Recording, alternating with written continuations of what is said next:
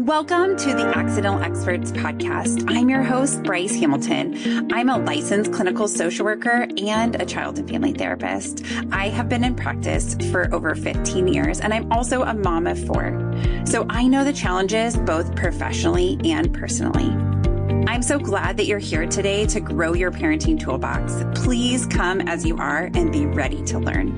My goal is to make you the accidental expert so that you can raise healthy humans. Hi, everyone. Welcome back. I'm so glad you're with us today. So today we have a kindergarten teacher, and she has been teaching for over 10 years. And her name is Shawna Hake, and she is going to talk to us about how to know if our kids are ready for kindergarten and also just getting them ready for kindergarten. This is such a long process, and I don't know if you've sent a kid to kindergarten before, but it can be really nerve-wracking. So we're going to talk to Shawna about how to get ready as parents, but also how to help our kids get ready. With that, let's get to Shawna. Thanks for having me. Absolutely. So this really important topic of kindergarten readiness. So when we talk about kindergarten readiness, what does this even mean? What is kindergarten readiness? I mean, just basically being ready to come to school. You're just being ready to drop your kids off at kindergarten and start the whole elementary school experience. Yeah, because it's a lot. And I think kindergarten is different now than it used to be back when parents were in kindergarten. So it's so important that we kind of talk to parents about what this is like. And it's also anxiety provoking for parents. I know that for me, I felt like I know all the things that my kids should be doing in preparation for kindergarten, but I was so nervous. Were you nervous when you dropped your kids off at kindergarten? Kind of, but they came to the school I teach at, so it wasn't as scary for me just because they were going to be right next door. But it was scary because it's a whole new experience and it's going to be a big step for them. Yeah, it's a big transition and lots of expectations. And sometimes they can come with difficulties transitioning back out of kindergarten, right? So kindergarten is draining for those kids. I mean, my kids were exhausted for the first month of school. They would come home and fall asleep on the couch because they were so tired from all the expectations in school. Did your kids do anything crazy like that? I mean, my kids, yes and no. I mean, I think I knew what to expect, so it wasn't as jolting to me, I guess. But I always tell my parents that are back to school night, expect your kids to be jerks until October at home. Totally normal. They're so exhausted. They give it their all, being their best at school. And then at home, they just release. And so I've told all of them it's pretty normal. And I've had several parents tell me, you're right. They are not very nice. And then come around October, they're like, we have them back. Yay. Yes. Yeah. It's good to set these expectations. So when we talk about what skills or behaviors do you think help a kid be ready for kindergarten? What kind of things do you like kids? Obviously, there's going to be kids that come in that are just the way that they are. Exactly that way, right? But sometimes based on when our kid is born, we have some choice in terms of, do we send them this year or do we wait? So what kind of behaviors and skills are you looking for that help kindergartners be ready for kindergarten? Yeah, so I think more social skills. I can meet them where they're at academically. That is just par for the course. Kids come from all different backgrounds, all different upbringings, and I expect that I can meet them where they're at. But if they have the social skills and the self-help skills is kind of what we're looking for. So using the bathroom by themselves, completing 2-step directions. So say you would say, take your socks off and go put them in your laundry basket, for them to be able to do that without your help. Controlling your emotions without a tantrum. I mean, they're still going to throw fits occasionally, but if that is something that is happening often, they're likely not ready.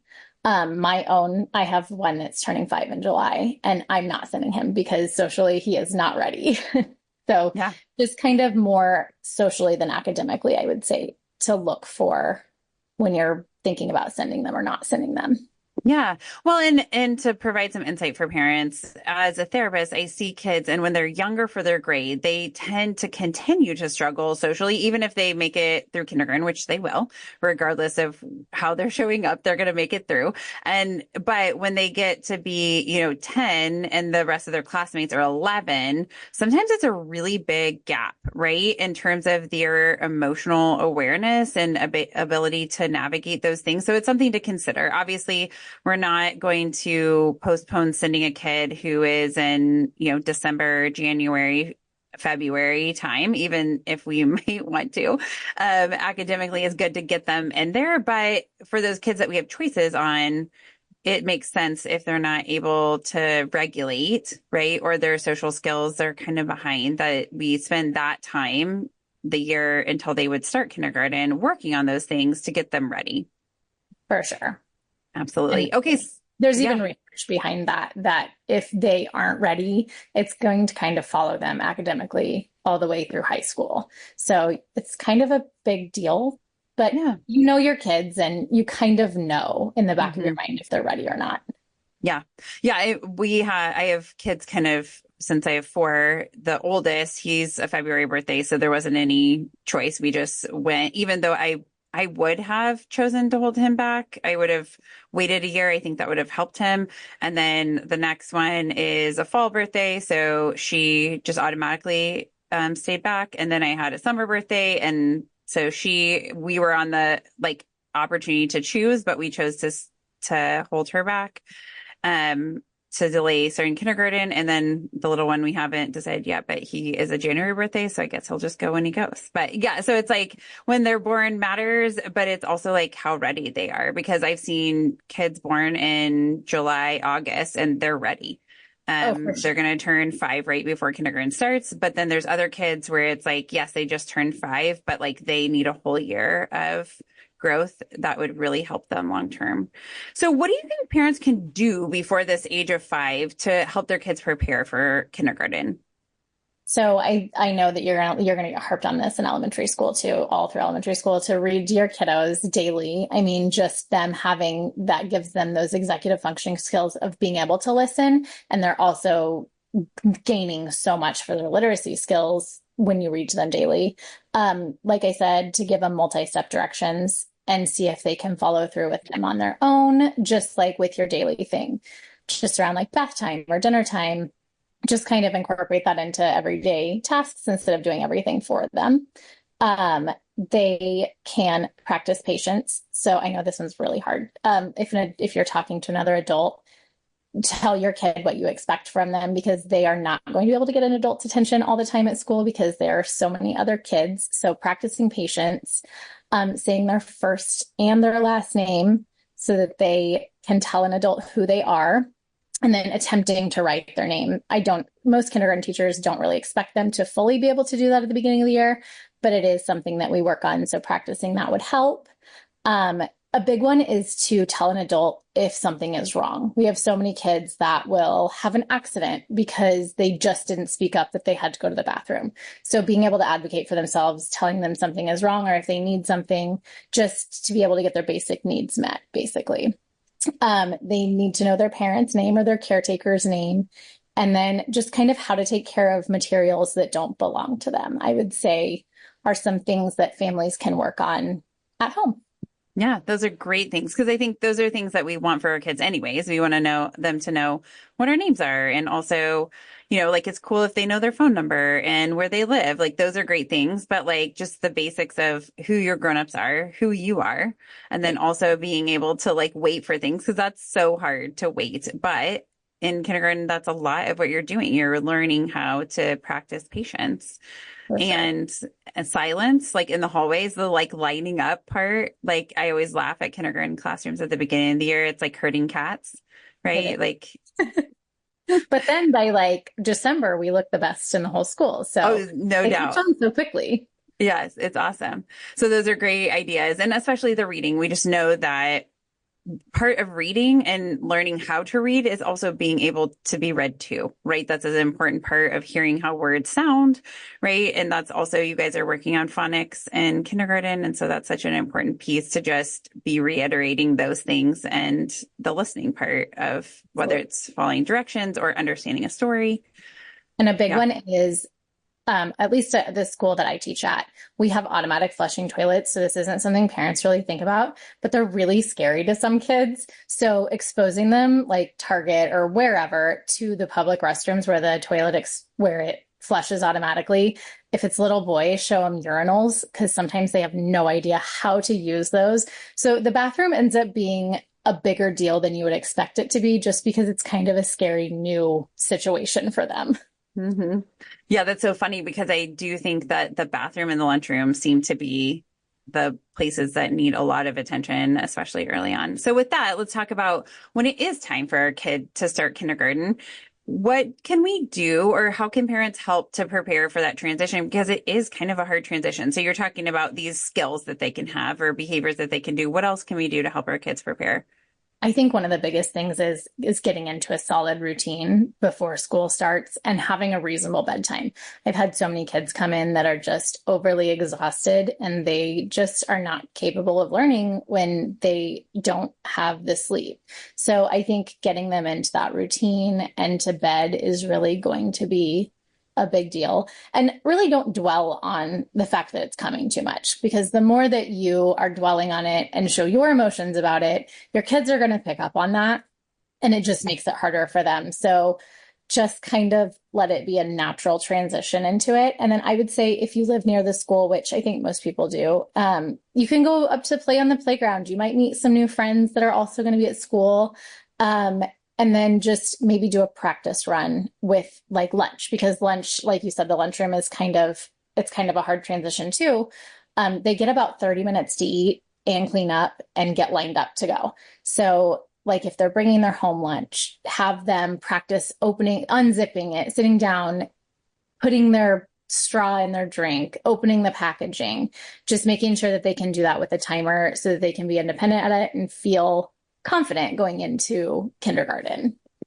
Well, and it stinks when you're hungry the rest of the day because you weren't able to get stuff opened, right? Like I know that my daughter was telling me this last year. She was like, "Oh yeah, I open all of these packages for my friends sometimes." And she was in first grade, and it made me laugh though because I was like, "That's really nice of her," but like she said, it's because we want to get done. Like I don't want my friends to be hungry, and I was like, "That's so thoughtful," but like also that learning how to open the package, like chip bags or whatever it is that you're sending, if it's not just one click, right, of opening a box, that maybe you're teaching them how to do that.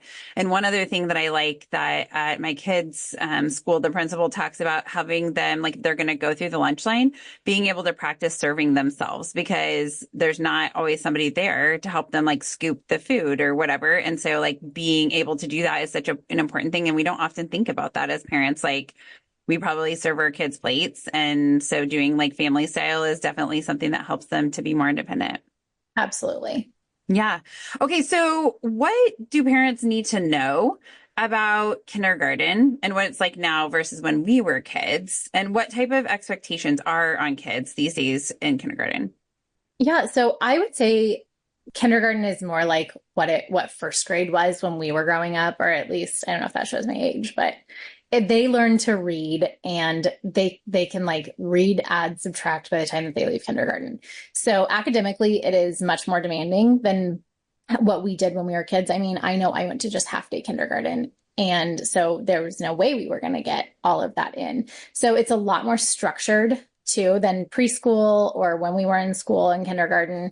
There are certain amounts of time that have to be allocated toward reading, toward math, toward science, that you have to fit in your certain amount of time for those. So there is less play, unfortunately. I'd say in my classroom, at least at the beginning of the school year, we play a lot more. And then it starts to taper off into much more academic as the year goes on. So it's just a lot more structured and real school by kindergarten. It's not just playing all day. I know so many people think kindergarten, oh, it's so fun, it's just playing, but it really is a lot more structured now. And then the kids, they've got quite a few expectations for being 5.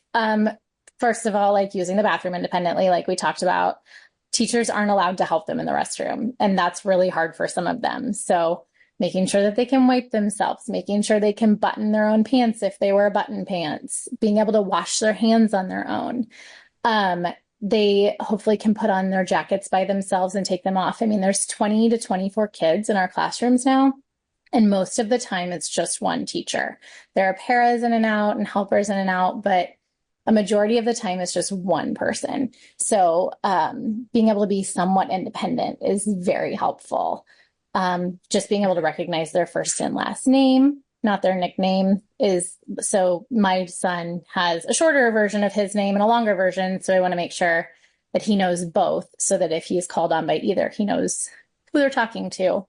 Some other expectations are that they're able to hold a pencil when they come to kindergarten, able to start to try to write their name, trace lines, letters, shapes, color, or at least start to color a picture, completing 2-step directions, like I said, taking turns, which is hard. We obviously work on that all the way through kindergarten, those social skills, but being able to and willing to take turns is very helpful and expected of them somewhat. And then, like I said, complete adult tasks or complete tasks without adult assistance. Yeah. Well, and there's so many transitions in kindergarten, right? Like you're not just staying in that room all day. You're going to specials, you're going to library, you're going to lunchroom, you're going to recess. And so being able to transition through those things, like practicing those transitions is hard, but also really important because For sure. it, Even within the classroom, I mean, the transition from doing one thing, like being able to put away this, even if you don't really feel like you're quite done with it, you have to transition on. So that is another thing that kids are expected to do. So it would be another great thing to work on, even if they're not done with their coloring page. Okay, we can finish it later, but right now we're going to move on to whatever it is next. That because kids are expected to just kind of what we call follow the group plan.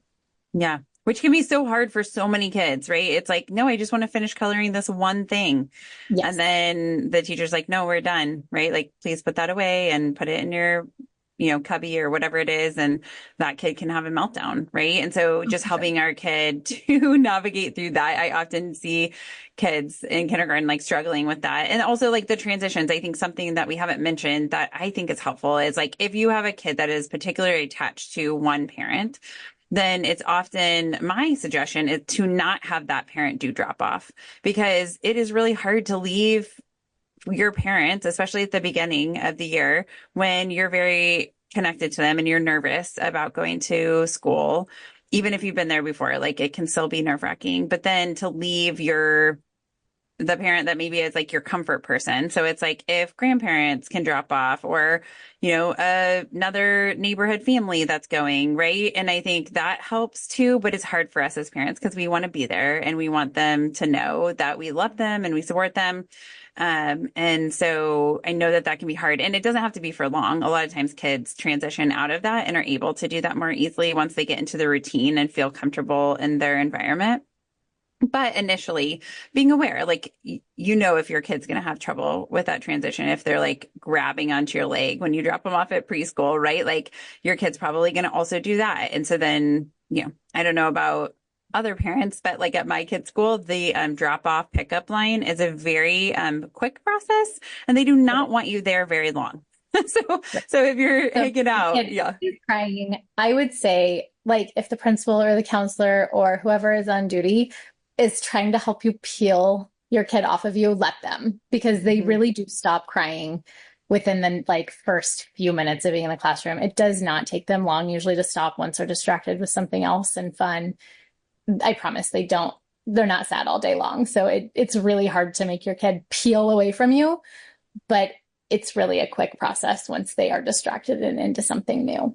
Yeah. And rest assured that if it is not, they will contact you. They're not going to just, leave that in that place. They are going to make sure that they're able to support your kid. But it is hard to have your kid kind of pulled out of your car. Like I have definitely that happened to me.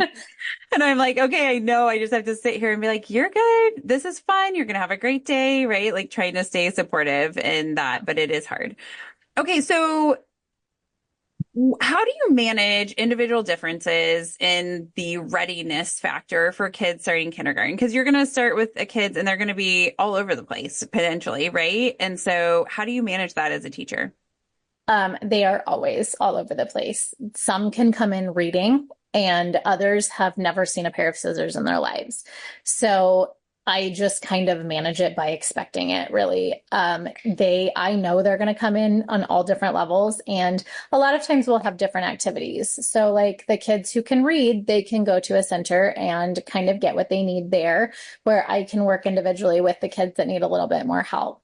But a lot of times it shows other kids, even like the kid that comes in knowing a lot of other things, it kind of gives them a little bit of perspective in the world, like, oh, not everybody can do what I can do. And they a lot of times end up becoming helpers to these kids that haven't been as exposed. And so it just becomes a little community where everybody kind of helps each other out, and they're just, those differences are really expected. And academically, that's what I'm there for. That is what I signed up for. I signed up to meet your kid where they are. So the teacher's just going to kind of meet your kid where they are, whether they know all their letters, whether they don't know any letters yet. It's all normal. It's very expected. Yeah. And I think that's hard, but it's also good to know that our teachers are prepared for this, because sometimes we feel a lot of pressure on ourselves to also have our kids at a certain place. And so we're pushing our kids. And so maybe it's okay for us to take, a calmer approach to that, so that maybe it's not stressing our kids out or ourselves, right? Absolutely. And knowing that teachers are ready to help us. Because sometimes they just truly aren't developmentally ready to have that skill yet. And it'll come. It does. And if it doesn't, there's a team of people at school that can help out with getting you on the right track and getting the tools that you might need to help your kid with whatever they are struggling with. Yeah. And I think we've done a special education podcast before. So if you're curious of special ed, please check that out. But I think, we have teams of people. Teachers want their kids to succeed. Right. And I think a lot about all of the support that I got during my academic years, and teachers believing in you and wanting you to succeed and believing in your abilities. Like, that feels so good. And most teachers go into it for that exact reason. They want to support kids. Absolutely. We are all on the same team. Like, we parents, teachers, we just want to see our kids happy, healthy, successful is really like the big goal for parents and teachers. Yeah, absolutely. So as we're talking about this kindergarten readiness, I want to kind of step back and go back to, what are some of the challenges that you see with kids who are not ready for kindergarten? So maybe they're, 4 the day they walk in, and then their birthday falls in that grace period of, yes, you can start kindergarten. Or maybe they're 5, but they're a summer, early fall birthday, and they could stay back. Like, what do you see are some of the complications of starting kindergarten before a kid's ready? Truly, it just becomes really overwhelming for the kiddo. They're in an environment where they're kind of in over their heads, and they're expected to do these things that they're just not quite ready for yet. So a lot of times we'll end up seeing behavior issues because they're just developmentally not quite ready to do what they're being pushed to do. And then that's hard on the teacher and the kid and the parents. It's just hard on everyone. It becomes really overwhelming, I would say. Yeah. Well, and sometimes it can make kids not like school. And I think that is such a lost opportunity. Not that it can't get back the love for school, but I think when you started off in a place where it's really negative, it's kind of hard to overcome that part. And as I was a kid who has a summer birthday, and so I didn't go to kindergarten until I was 6, but I was always the oldest in my class. I wasn't the oldest, but one of the older kids. And I was never sad about being 16 first or being 18 first. And those are the times where it seems to really matter. And so I've only ever heard kids complain about being the youngest. Years ago, I had a teenager who was complaining, and she was like, I wish my parents would have held me back because everybody in my grade can drive except for me. And I was like, yes, that's so funny. But also, your birthday is in the spring, so that would not have happened. But it was just funny because of, the thought of that. Like, I wish they would have held me back. And so we definitely don't want our kids feeling that way of like, this is so hard. I wish I would have had more time, or to feel like you're the youngest, but like somebody's going to be the youngest. But being thoughtful about your particular kid and what that looks like, and are they going to be able to sit in their seat? Are they going to be able to follow directions? And is that going to improve their thought of themselves, right? Or are they going to leave school feeling like I'm a bad kid or I'm not doing anything right because they're getting lots of redirects? And I've never had a parent once tell me that they regret not sending their kid. I've talked to several parents that have said, I really wish that I would have held them out of school for a year, but the opposite, where they've never ever told me, I really wish I could have sent them this year. Yep, so me either. Kind of get some perspective there. Yeah, me either. And the kids, right? So everybody seems fine with where they are when that is the dynamic.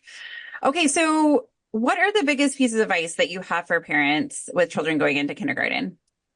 It's hard for everybody. All the parents are struggling. So just take a deep breath, try to wait to cry until you're in the parking lot so your kids can be successful without you and they know that they're in good hands. Give your kids some independence. I know that it's hard to let them do things on their own when the kids will rise to the expectation and they really are happy to be the big kids. So giving them that independence before kindergarten starts so that they're set up for success. And then again, the teacher is on your side. There may be hard conversations that we have to have as a team, and it's not coming out of a place of we don't like your child or we just want a certain thing. It is typically just because we want your kid to be successful. So just remember that if you're ever having a hard conversation with a teacher, most teachers are typically on the same side as you. You're on the same team. Yeah, that's such good advice. Thank you, Shawna, so much for coming today to talk to us about are our kids ready and how to get them ready for kindergarten. Of course. Thanks again, Shawna. That was all really good information. I hope that was helpful information for you guys to kind of metabolize and to process to see, is your kiddo ready for kindergarten? There's so many expectations for kindergarten and so many joys and so much that transforms from the beginning of kindergarten to the end. It's such an amazing journey, but just being aware as parents of what our kids are getting ready to walk into is also helpful for us to support them in the process. With that, I will say thank you so much for your time today. Please subscribe and rate us. Also follow us on Facebook and Instagram and YouTube, and keep the emails coming with your topic suggestion requests to accidentalexperts@gmail.com. Have a wonderful day. Some words from our legal team. The information presented in this podcast is not intended or implied to be a substitute for appropriate professional advice, diagnosis, or treatment. All content, including text, graphics, images, and information contained on or available through this podcast, is for general information purposes only. This podcast makes no representations and assumes no responsibility for the accuracy or information on or available through this podcast, and such information is subject to change without notice. You are encouraged to confirm any information obtained through this program with other sources and review all information regarding any condition or treatment with the appropriate professionals. What we're saying is, yes, I am a real therapist, but I'm not your therapist.